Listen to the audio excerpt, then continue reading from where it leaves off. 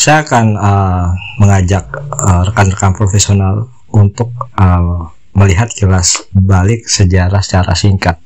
Jadi seperti rekan-rekan profesional pernah belajar sewaktu di sekolah pada abad 12, kita pernah membaca sejarah kerajaan di Indonesia bahwa kita mempunyai kerajaan yang luar biasa besar, yaitu keluarga Majapahit yang didirikan oleh Raden Wijaya dan mencapai puncaknya pada era Raja Hayam Wuruk, di mana pada waktu itu Patih Gajah Mada yang memimpin ekspedisi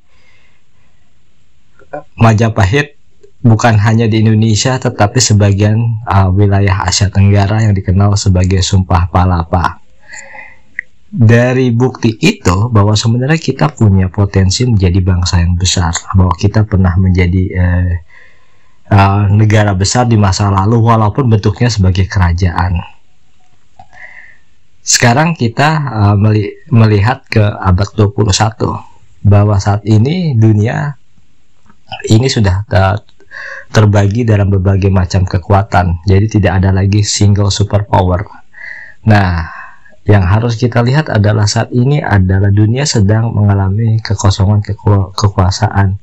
Siapa yang memimpin dunia sekarang dalam hal individu?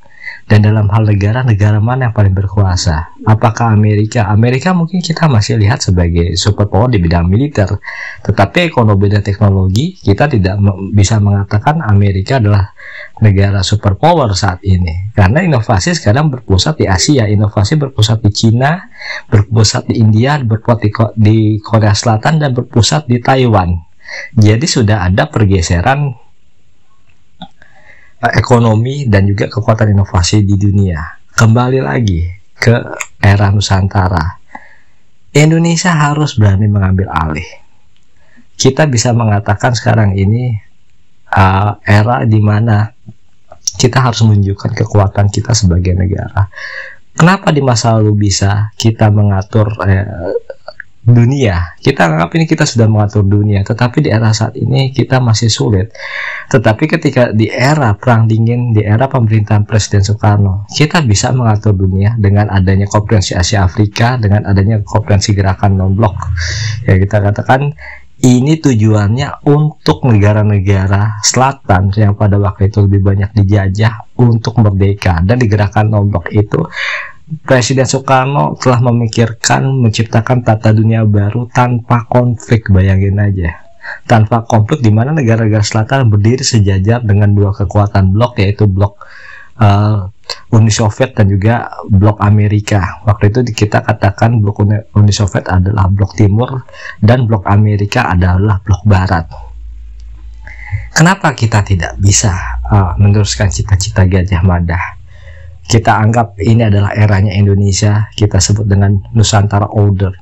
Artinya Nusantara Order adalah dunia yang diperintah oleh Indonesia. Kalau dulu nyamannya Nusantara, sekarang Indonesia. Tapi tidak apa-apa kita memakai kata sejarah Nusantara Order ini bagaimana mengatur tata dunia. Kita sebenarnya sudah mempunyai segalanya, sumber daya alam yang melimpah dan kaya. Kita mempunyai ideologi yang sangat unik di dunia, yaitu ideologi Pancasila. Di situ mengatur 5 sila yang mengatur tata kehidupan negara dan juga bisa diaplikasikan di banyak negara. Dari masalah agama, masalah ekonomi, kesejahteraan sosial, plus itu masalah demokrasi, itu ada semua. Kenapa kekuatan ini tidak kita manfaatkan? Nusantara Order adalah di mana kemampuan Indonesia dalam memimpin dunia. Jadi kita harus menggerakkan juga dua kekuatan utama, yaitu kekuatan ekonomi modern dan juga militer modern. Militer modern ini yang jelas ya, kita harus memproduksi juga peralatan militer disesuaikan dengan abad 21. Bukan hanya kita berbicara mengenai angkatan udara, angkatan darat, dan angkatan laut, tapi kita mempunyai angkatan baru, yaitu angkatan robot tentara yang bisa bergerak kemana-mana. Kenapa kita tidak membangun pangkalan militer yang kuat di wilayah Indonesia? Kita mendirikan kapal induk yang dikendalikan oleh robot-robot super canggih yang mempunyai kecerdasan buatan atau artificial intelligence tingkat tinggi. Kenapa kita tidak mengarah ke situ?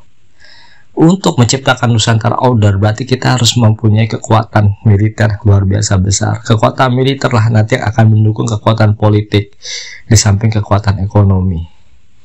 Di sini yang harus kita jeli. Ini saatnya untuk memimpin dunia. Jangan sampai wilayah lain yang mengambil alih. Sudah saatnya kita bangkit untuk menjadi negara yang bisa memerintahkan dunia menurut filosofi negara kita.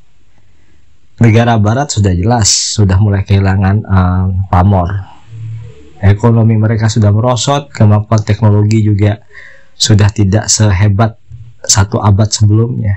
Bahwa sekarang kalau kita bicara kemampuan teknologi, negara Asia Timur jauh lebih unggul dibandingkan negara-negara barat. Dan itu fakta. Sekarang Anda contohnya, Anda menggunakan smartphone, hampir merek Korea, merek Taiwan, dan merek Cina. Anda gunakan Samsung, Anda gunakan Oppo, Anda gunakan Huawei, Anda menggunakan Asus, Anda menggunakan merek-merek baru lainnya. Ini yang harus kita sekarang pikirkan. Nusantara Order ini gimana cara membangunnya? Semua membutuh partisipasi pemikiran, ide. Ya, memang pertama ide, tapi bagaimana diimplementasikan menjadi yang nyata. Ini saatnya Indonesia menjadi pemimpin dunia. Ini hanyalah sebuah gagasan di mana dunia sudah tidak ada kekuatan yang single power untuk mengendalikan dunia. Kenapa kita tidak bisa? Kenapa kita tidak saja yang mengambil alih ini? Di masa lalu kita bisa, kenapa di masa sekarang tidak bisa? Di mana era teknologi dan informasi ini sangat mudah didapat. Saya Septian Darto mengucapkan terima kasih banyak.